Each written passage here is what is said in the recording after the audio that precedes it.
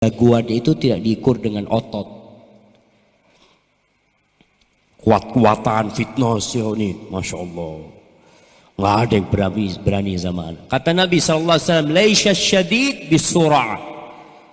Jagoan itu bukan orang yang mengalahkan orang lain dan tidak ada yang mengalahkan dia. Innama syadid alladhi yamliku nafsahu indal ghadab. Jagoan itu adalah orang yang bisa menahan emosinya ketika dia marah. Maka kalau antum mau jadi jagoan, tahan emosi antum. Antum bisa melawan diri antum sendiri. Antum coba evaluasi hidup antum dari mulai baligh sampai sekarang. Pernahkah antum marah karena Allah? Seperti marah ketika melihat kemaksiatan, melihat anak tidak sholat, melihat istri tidak sholat, melihat teman tidak sholat. Kita mau masuk bulan Ramadan, lihat temannya nggak puasa, muslim ngakunya, tapi nggak puasa, antum diem aja, makan dengan nyaman dia, tanpa menghormati teman-temannya yang puasa, main judi, nggak marah. Seharusnya ketika itu antum marah. Ketika Allah menyebutkan penghuni surga, sifat mereka salah satunya apa? Wal kadhiminal ghaidh wal 'afina 'anil nas wallahu yuhibbul muhsinin.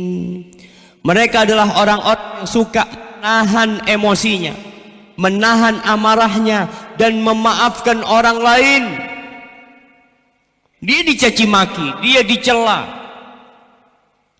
dia dihina, dibully, tapi dia menahan emosinya dan memaafkan orang lain. Nah, ini adakah keutamaan yang layak diperjuangkan dalam mengajak anak usia di bawah 9 tahun untuk berumroh? Atau lebih baik diajak umroh setelah anak baligh saja? Jamaah, ketika Rasul SAW berangkat haji sampai di Dzul Hulaifah, itu ada seorang ibu yang mengangkat bocah kecil. Dia mengatakan, "Ya Rasulullah, ali hadha hajjun." Apakah anak seumur ini bisa haji? Kata dia, "Na'am, walaki ajr." Engkau yang dapat pahalanya. Artinya ketika seorang ibu membawa umroh anaknya sebelum baligh, maka pahala semua aktivitas hajinya, manasik hajinya, sang anak tetap akan dapat, akan dicatat buat dia. Walaupun tidak menggugurkan kewajiban dia untuk haji ketika baligh. Tapi paling tidak anak itu dapat pahala dan orang tuanya akan mendapatkan pahala karena membawa anaknya umroh. Saat saya seorang janda memiliki anak. Jika saya menikah lagi, kewajiban nafkah untuk anak saya menjadi tanggung jawab siapa? Apakah tetap pada ayah kandungnya atau menjadi tanggung jawab ayah tirinya? Ayah kandungnya, jemaah. Anda tadi sampaikan, seorang bapak yang berpisah dari istrinya, kemudian dia punya anak, kewajiban dia kepada anaknya tidak ada yang berubah. Nggak ada istilah, oh itu anak istri Anda, nggak ada, itu anakmu. Jadi kewajibanmu kepada anakmu sama ketika ibunya masih menjadi istrimu.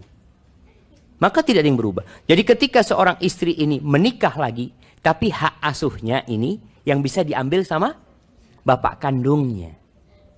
Bapak kandungnya punya hak karena istrinya sudah menikah lagi, boleh dia ngambil anaknya. Tapi kalau sang anak masih mau diikutkan sama ibunya, tetap yang wajib memberikan nafkah adalah ayah kandungnya.